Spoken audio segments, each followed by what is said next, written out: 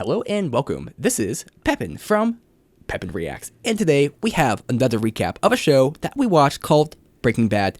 Now, what happened? Well, hard drive, encryption, blah, blah, lost the first 5 reactions, so we're doing a recap on our thoughts to give you ideas. We've seen up to Season 3, Episode 1, so, we're ahead, so we're going to try not to spoil you. I've seen the show before, kind of not really up to Season 2, Episode 6, but, Meader's seen the whole thing. No spoilers. Feel free to walk ahead. Whatever, I don't care. Anyway, let's get into this. All right, so this episode opens up with Walt finishing having some rough sex with Skylar. Very nice. And he gets up to wash himself on the bathroom. You're messing me up, Meader. And he looks at himself in the mirror. So what does he see? He sees himself. Or does he? And 12 hours before that, a penniless Walt and a black-eyed Jesse hire a truck driver to pull up the RV out of the ditch. Afterwards, the duo agreed to end the criminal partnership as soon as they deal with the bodies of Emilio and Crazy 8. Yeah, because they essentially have a bit of mess to clean up, and now they're like, how do we get rid of these bodies? Otherwise, they might get traced back to them and then be culpable. So it's kind of interesting. Walt tries to make some money, and now he's having to dispose of bodies. So Walt gets the engine finally at this RV, which is decrepit, to turn over, and a sound alerts them to the fact that the dead man isn't dead. Oh, yeah, that's right, because they're started coughing or something. So they thought Emilio and Crazy 8 were dead, but really, they weren't. Well, so one of them wasn't. Well, wait, Emilio wasn't? Was it Crazy 8? Crazy 8 was still alive. Emilio's dead. Oh, okay. Well, in that case, one of them still lived. So that definitely gives a different, a bad moral dilemma there. What do you do? Do you put him in the hospital? If you put him in the hospital, then he's going to rat you out. You're dead, right? You're going to be going to jail. There's no way out of that besides, getting rid of him. At least if you're trying not to go to jail. If you're trying to, save yourself, that's the only way out, I think. What do you think, Meader? Yeah, I mean, there's not a lot of options. I think bringing them to the hospital, you don't, if you're in that business, you don't rat. So there's reason to believe that they wouldn't rat, but there's still that risk. And how risk adverse is Walt in this situation is the question. And I'll say that with the scene where Walt finishing the rough sex, Skylar was a bit surprised by getting initiated with that sex. And she kind of liked it, right? She's like, ooh, I kind of like this Walt. And he kind of looked at himself in the mirror. I'm trying to remember this scene exactly. I have a faint image of it. But I think it's one of those stereotypical things of you look in the mirror and you don't quite recognize yourself because he kind of changed a lot from that moment from the day prior. Mm-hmm. So yeah. It makes a lot of sense to me. So then we go into Act 1. The morning that followed, Walt wakes up to a naked bathroom on his floor. What does that mean? I don't know. So Walt's breakfast with his family is interrupted when Jesse calls his house, posing as a telemarketer. Oh, that's right. Jesse's like, hey, yo, got some stuff to sell to you. And, Walt's like, shit. So then Walt eventually finds some privacy, and Jesse's like, hey, yo, help me out. Get a Crazy 8's body and Emilio's body. We need to get rid of them. And Walt's just like, hey, I got work, can't do this. Walt still has a lot of monetary concerns because I don't think they've sold any meth at this point either. I think that's the least of their problems. So eventually Walt leaves school, and Skylar attempts to trace the call from Jesse's profane voice message. And it gives her the idea that maybe Walt wasn't talking to a telemarketer.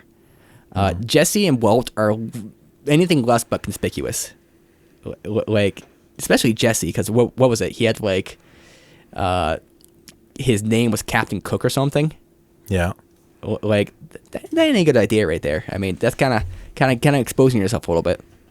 So, at school, Walt mishears a student asking about the murder in the midterm. That's right, because it's one of those things where it's not a Freudian slip per se, but it's a same kind of concept, but internally. Your brain just swaps words, and I've had that happen before. It's really annoying. So then after the class, he raids a chemistry supply for hydrofluoric acid. Meanwhile, Jesse hears more noises coming from the RV. When he looks out his window, he's stunned to see the vehicle door wide open, and Crazy 8 nowhere to be found. So Walt's trying to find some supplies here to like get rid of the body, and Crazy Eight's like, "Peace out, I'm out of here," and that's got to be a stressful situation, especially Crazy Eight just kind of walking through the neighborhood, like anyone could find him. Not a good situation. So driving to Jesse's house in his Pontiac Aztec. Wow, they're very specific on the car in this thing. Walt encounters an injured Crazy Eight, so Walt even came across him and stumbling down the middle of the suburban street. Walt waves towards the car, but Crazy Eight recognizes the voice and tries to escape. That's right, he's kind of hobbling around, and eventually he just knocks himself with a tree. And then Walt puts him in the car. And I think this is the first little part where we have a little bit of dark comedy. We have Crazy Eight just middle of the street like a zombie, just kind of like, he sees his attacker, rather his vindicator. I don't know what you call him exactly. He's like, I gotta get away, and just knocks himself out. Yeah. And I mean, it's really lucky that Walt's the one who found him, because you're right, anybody could have seen him and done something about it. But Walt's the one who happens to see him. So at the Walt residence, Skylar comes across a website that contains Jesse and his social media profiles. And I think this is the one where it's like she sees the website. He's got like a bunch of weed and stuff and just cool stuff. And it says like, MILFs, MILFs, MILFs, MILFs. What does he love? MILFs, MILFs, MILFs, MILFs. And Skylar, you might be lucky enough to be part of that.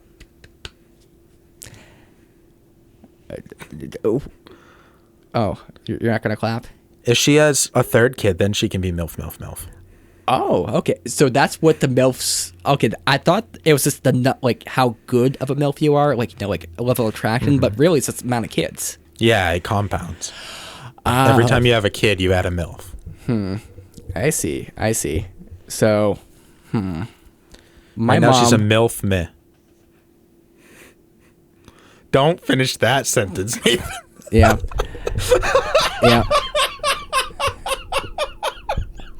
I knew where I was going. Like, as soon as I'm tired, that's not staying in the episode.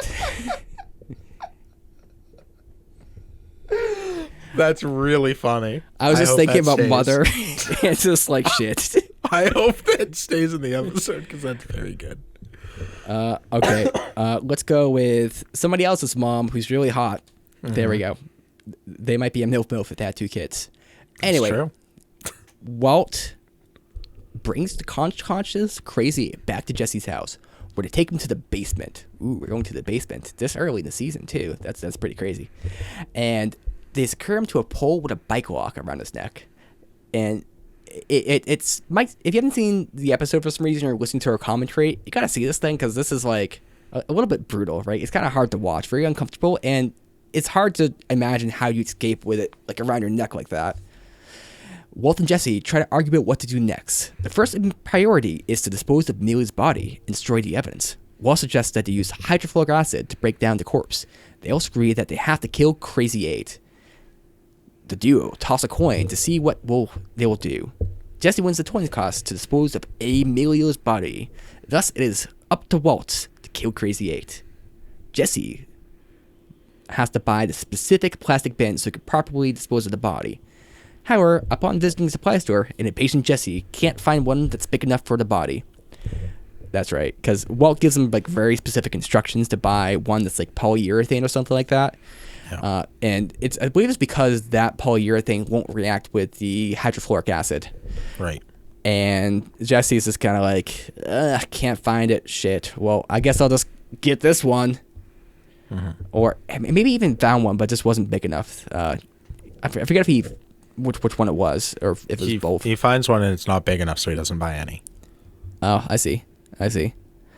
So they have this argument about who's going to kill Crazy Eight, and they both agree that it has to happen, right? Because they both want to get out scot-free, which is kind of interesting, like character-wise. Like at this point, you root for them because they are trying to cover up their murder, or maybe it's not even a murder. I think it's more they're trying to cover up their inductment into the meth business, at least Walt's inductment. But I would. It's kind of hard to root for them at this point. You know, they're talking about murdering somebody, and neither wants to do it. Mm-hmm. Emilio, I would call self-defense, not murder. maybe manslaughter. I don't know if that falls under that same category. Crazy Eight, they're talking about murdering him. Yeah. So at Jesse's house, Walt is reluctant to kill Crazy Eight. Ends up serving. Oh yeah, that's right. So this is where Walt is just like, I don't want to kill him, and then just feels bad and gives him the sandwich because I think he said something about being hungry. Yeah. And also gives him some toiletries. And Yep. Crazy Eight's a little bit skeptical because like, is this poison? But he looks at Walt and is like, yeah, this is not poison. So in order to release some stress, Walt smokes some marijuana, and then Jesse comes home and is like, hey, Walt, how did the murder go? They're like a married couple or something. And Walt's like, I'll just take care of him tomorrow. And then he leaves to meet Skylar at a hospital for her sonogram. It's weird that Walt was played by Christian Bale for that one scene. Well, he gets a lot of inspiration from movie characters, don't you know? Mm-hmm. I mean, we have cell phones in this movie. We know the movie's inspired by the real world, right? It's true. Also, we'll just call out the fact that all these phones are kick-ass. Mm-hmm. I'm just amazed by them. So then Walt's just like, hey, or rather, she goes, Walt's at the baby's office or whatever, and then Skylar's like, hey, Walt, what's this whole thing with Jesse? And Jesse's like, or Walt's just like, I gotta come true here. I've been smoking weed. Yeah. And Skylar's just like, oh my God. Mm-hmm. And slowly covers her face with her mouth. Like, very, very dramatic. So, I think, I want to put it this way, but Skylar could be described as a little bit of a Karen to some degree. I don't think she is really, but, like, she kind of has that, like, prudishness to her. You know what I mean? I mean, I don't know. Maybe. I could see her being Karen-esque for other reasons, but I don't know about for prudish reasons. Okay. So, Walt struggles to keep his secrets in check at work while Jesse removes Emilio's body from the RV. That's right, because Jesse's job is to dispose of Emilio's body, and he's going to do it with hydrofluoric acid. So as he's dragging the body across the driveway, Skylar appears at the front gate, and Jesse's just kind of like, oh shit. And then Skylar's like, hey Jesse, guess what, Mr. Bad Guy? My brother-in-law, or his brother-in-law, is a DEA. I don't think, did Jesse know that at that point? I think he did. No? Okay. And then he's like, Jesse, you gotta stop selling pot to my husband. And then they have a little back and forth, and like Skylar's like, I don't know, she put on like her britches that day. Like she's just like, ugh. And Jesse's just kind of like, how do I play this? He's just like very awkward, and this, they kind of have a thing. And I think Skylar walked away a little bit like proud of herself. She's like, hey, I told that guy. Yeah, definitely. I don't know. That was a very interesting scene that we dissected, like in full detail, and I wish we still had that because it was super, super fascinating. Good tease. Guess what, guys? You'll never see it. Jesus. So then he hauls the body off, and it's like, okay, gas mask time, bathtub time. So then he gets Emilio to take a bath. Mm-hmm. And eventually, Walt comes back and sees Jesse, and Jesse's like, hey, yo, Skylar, your girl, she visited me. And now Emilio's in the bathtub, just chilling out. He's not in a plastic container, though, because they weren't big enough. And then Walt's like, oh, shit. And then he kind of goes up there, and there's sizzling liquid from the ceiling, and all of a sudden, we see Emilio burst from the roof or ceiling, wherever it's called. And he's in a liquefied state. And they're like, well, this is shitty. Yeah. And that's how the episode ends. Oh, actually, nope, that's not how the episode ends. Apparently, they're out in the desert and at the site of the cook, and two Native American children kick a ball, and one picks up the gas mask. And I think that was, like, when we watched that, it's kind of hinting that maybe there's a trail that's being found that they're not even aware of. Like, they didn't think of the gas mask. That's just something that happened in the act. Yep. So they're trying to cover their tracks, but they're missing, like, their footprints or other prints. Your fingerprints, Yeah. I don't know. Yeah. So, Meader, give me a general thought there on some of this last scene here. I mean, so it's a lot of Jesse being obstinate. I think it's a lot of the teacher student mentality that these two have, specifically of Walt feeling like Jesse's not applying himself because he's not listening. He's not like following Walt's directions. Walt's like, I'm giving you directions for a reason, and Jesse's like, well, I found another way, and then it turns out that Jesse's way actually made a bigger mess than the resolution of doing it right the first time. Mm-hmm. So Jesse's trying to find shortcuts, and Walt's trying to explain to him why shortcuts don't work, and it just creates an even bigger mess. And both parties made bigger messes out of their situations where Walt is continuing to keep somebody hostage who he's supposed to be handling, and Jesse is literally making a mess out of what was once a very contained body is now all over his house. That's a great point, because both are just like fucking it up, right? I think when I watched this, I was more like critical of Jesse and his mistake, because I don't know, it's a science thing, not a moral conundrum. But if you're gonna kill someone, well, actually I can't say it. I'm just gonna say you don't give them like a last meal or whatever. But they actually do that. So, but what I'm trying to say, like, you don't kind of buddy up to somebody like that, and Walt's kind of just dicking around and messing stuff up, and Jesse's doing it. I think Jesse a little bit worse though, because like having liquefied remains and no bathtub, that's not a good thing. I mean, it's arguable that Jesse has like gotten further into actually doing his task though, because he actually did part of it. Yep. And Walt didn't. So, I think Walt fucks up through inaction, and Jesse's fucking up through rash action, and they're like opposite ends of the spectrum in that way. Right. Yeah, that's interesting. There's a little bit of moral there. If you're gonna dispose of a body, take your time. Yeah, maybe they need to swap, and Crazy 8 needs to get in the bathtub. Yeah, Crazy 8 bathtub. Emilio, feed him his last meal. It'll be great, and everything will work out. Exactly. So, anything left to say, Meader? No, I think this was a big setup episode. A lot of tiny plot movements. I know we had originally talked a lot about Walt's lying ability in this episode, because he is constantly lying to Skylar, and she just keeps like doing a tiny bit of research and figuring it out. Like, he lies about the telemarketer, which was an awful lie. She calls him back and realizes it's Jesse. Then the first time that he's successful in a lie is really by not lying, by saying that he sells that like he's where I get my pot from. It's like mostly a lie, but there's truth in that. And that's where he's able to like find his niche of getting away with it. And Skylar still takes action, but then he's kind of like in the clear a little bit more. It explains some of what he's been doing, but it's him admitting to something minor to cover up something major. And I think that's an interesting growth or backpedal, if you will, in Walt as a person. Yeah, they say that's a great way to lie, is you combine, like you lie by telling the truth a little bit, right? You throw a little bit of the truth in there, and then at the very least, your body doesn't betray you as much. Or maybe it's just more convincing the way you sell it, but I think it's mostly just a function of your body doesn't betray you. And sometimes you can do like red herrings, right? Like you tell a lie, but it wasn't a lie. It just wasn't the truth about what actually happened. Smoking weed would be a good example of that. He did do that.